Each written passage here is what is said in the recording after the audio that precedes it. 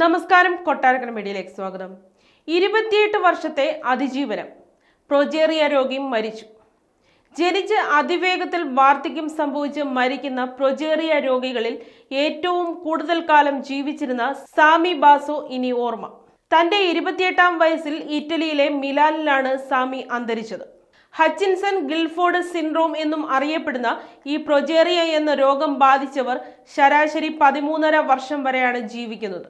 അതേസമയം ജനിക്കുന്ന 80 ലക്ഷം പേരിൽ ഒരാൾക്ക് മാത്രം കിട്ടുന്ന ഒരു അപൂർവ രോഗമാണ് പ്രൊജേറിയ. ഈ രോഗം പശ്ചാത്തലമാക്കിയാണ് അമിതാഭ് ബച്ചൻ അഭിനയിച്ച പാ എന്ന ഹിന്ദി സിനിമയുടെ കഥ. 2009 പുറത്തു വന്ന ഈ ചിത്രത്തിൽ അമിതാഭ് പ്രൊജേറിയ രോഗിയെയാണ് അവതരിപ്പിച്ചത്. സാമി ജനിച്ചത് 1995 വടക്കൻ ഇറ്റലിയിലെ വെനീറ്റോ മേഖലയിലാണ്. 2 വയസ്സുള്ളപ്പോൾ തന്നെ രോഗം സ്ഥിരീകരിച്ചു. നാഷണൽ ജിയോഗ്രഫിക്കൽ ഡോക്യുമെന്ററിയായ സാമീസ് ജേണിയിലൂടെ പ്രശസ്തനായി. നിലവിൽ ലോകത്ത് രേഖപ്പെടുത്തപ്പെട്ട 350 പ്രൊജേറിയ രോഗികളാണുള്ളത്. ഇവരിൽ തന്നെ 4 പേർ ഇറ്റലിയിലാണ്.